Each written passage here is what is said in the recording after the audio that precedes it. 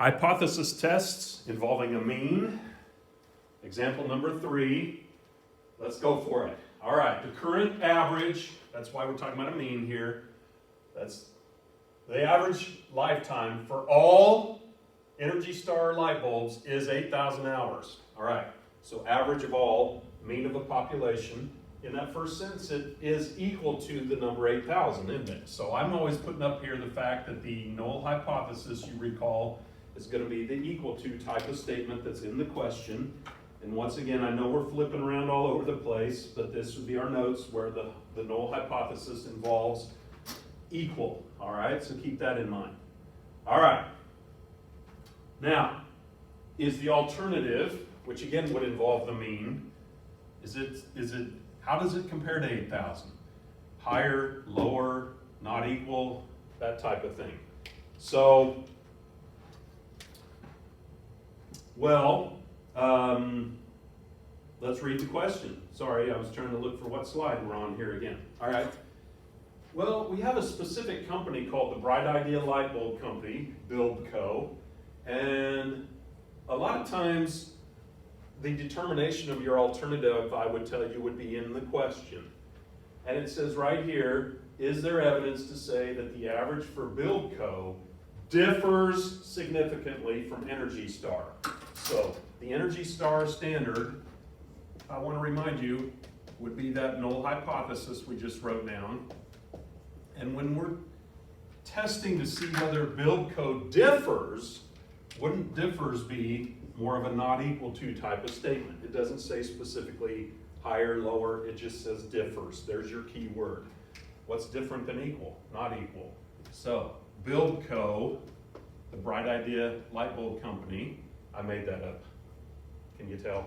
But anyway, the alternative would be the hypothesis that the Build Co. bulbs differ from the Energy Star standard.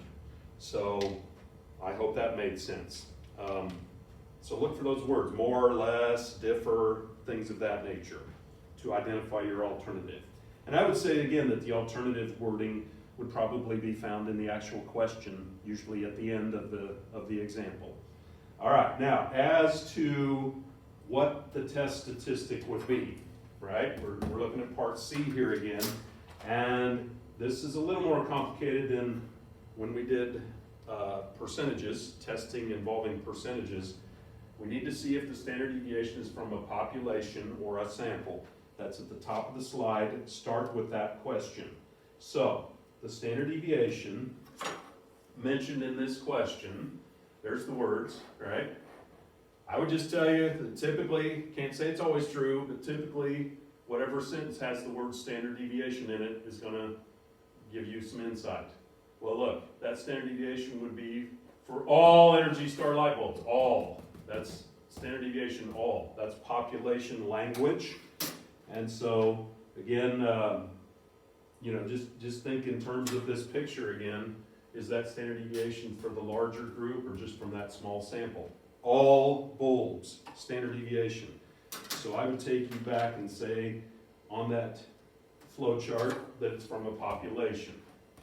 Then we need to check to see if they tell us whether or not the variable is normally distributed. See, that's the question in that sentence.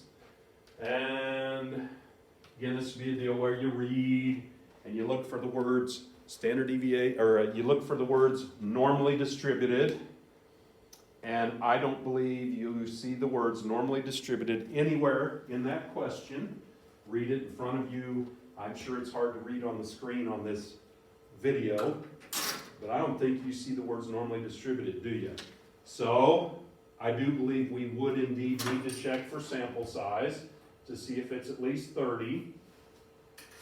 And if I'm not mistaken, it said that they tested 50 bulbs. So I think the flow chart that would follow here, the path here would be that the standard deviation was for all light bulbs. They did not say it was normally distributed, but we did sample more than 30. Here we go. We got our good old friend Z again. So the test statistic this time shall be Z equals X bar minus mu over sigma over the square root of n. Z.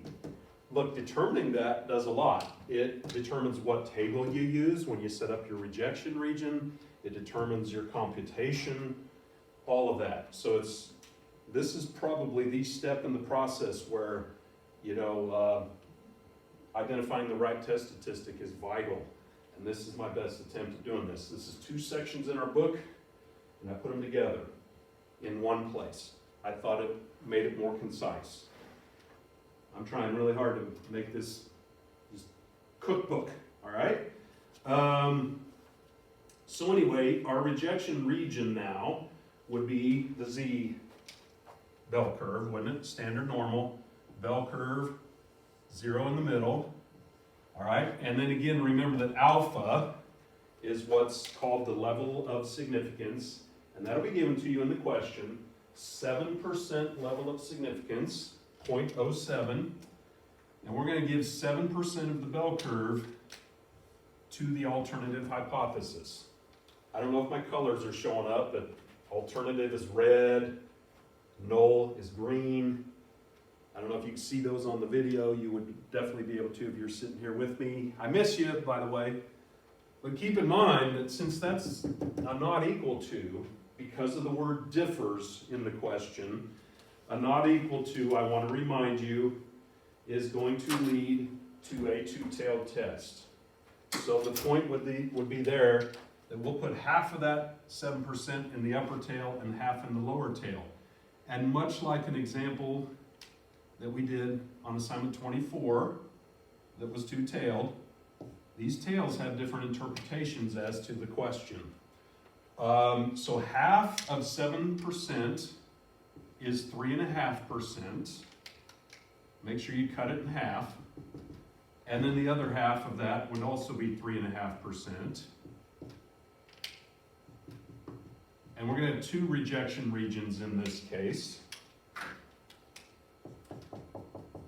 And in order to find these z-scores that live at these 2 places here, right, these numbers that delineate between do not reject as well as reject.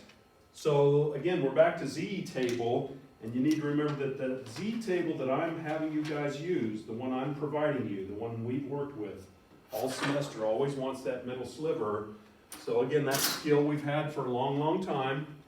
Wouldn't you take 50% minus that upper tail, 3.5, to get that middle sliver?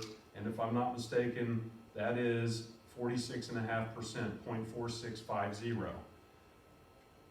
Yes, and this is also 4650. So we have a couple middle slivers of 4650. And why am I questioning that? I don't know. It's good. All right, so 4650. And in this table here, in the body of the table, 4650 is really close to the 4649 that you see in the body of the table. I hope you agree. And so that's 1.81. And we've had that skill around for a long time. We have the positive 1.81 up here and the negative 1.81 down here. There's 2 possible rejection regions in this case. When we go plug numbers into this Z formula, the question is, we're going to reject that null hypothesis if it either falls down here or up here. So this again would be a two-tailed test. We practiced one of those on assignment 24. So now let's describe these 2 rejection regions. The lower one would be if we get a z-score less than negative 1.81, or upper if z is greater than positive 181. All right, now let's just take a moment to interpret what those would be before we do our computation. When we go plug numbers in here and get a z-score in our computation, if we get a number down here in that lower tail, below negative 1.81, wouldn't that mean that the light bulbs produced by BuildCo last fewer hours than the Energy Star standard? Fewer hours. What would that mean? To me, the bulbs made by BuildCo would be inferior. They don't last as long as the average bulb, significantly.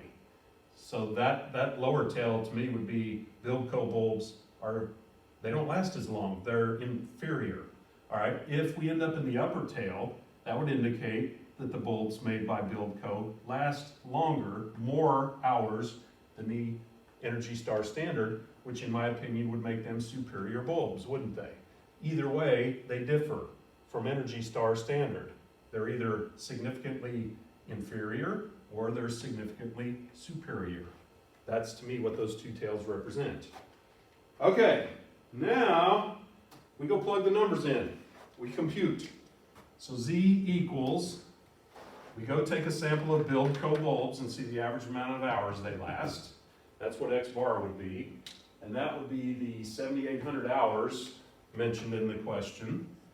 The mean of a sample, and then mu would be the mean, the assumed mean for all light bulbs. Sigma would be that standard deviation. 350, it's up there in that first sentence. And N would be the fact that they tested 50 bulbs. I know there's numbers all over the place. Stop and read the question. Remember what these symbols all represent. And here we go again. Grab a calculator. Okay, so I did a lot of button pushing ahead of time. And you can even look at the next slide if you want. It turns out that that z-score is around negative 4.041. And again, the number of digits you keep there is not really terribly important, as long as you can tell what your interpretation is going to be. That is down there below negative 1.81. That is indeed in that, I like the picture myself. Wouldn't that be down here in that lower tail? Isn't it in that lower rejection region? Doesn't it satisfy being less than negative 1.81, which means reject the null hypothesis? See, the picture and the rule go hand in hand, don't they? One's a visual, the other one's words. Pick the one that appeals to you. But wouldn't that indicate we're going to reject the null hypothesis, which would be, please write that on your answers, reject the null hypothesis. Rejection! Don't you bring that weak-taught action. All right? And so if we reject this, then that favors this, the alternative. Rejecting the null, rejecting the ho, supports the ha, right? Okay, and so if you go back and read the question, I think the question basically asked, does BuildCo differ from the Energy Star standard? A good thing we labeled the fact that the alternative represented BuildCo differs. This is something a lot of people don't do. I think it helps. Remember that we label these hypotheses at the start of the question so that when we're done and we have our winner, we can make the correct interpretation. The question was, does BuildCo differ from Energy Star? And you would say, yes. But don't just write yes. Write, use big words. And look, I gave you the template. The question itself would help you word that. I will again appeal to you to take the question that was presented and use the wording of the question to formulate that answer. And you'll notice that the question on the example and the answer are worded very similarly. All right? So, you have the printout where you have it. I don't think there's a need to leave that on the screen much longer. So that would take care of example 3. All right.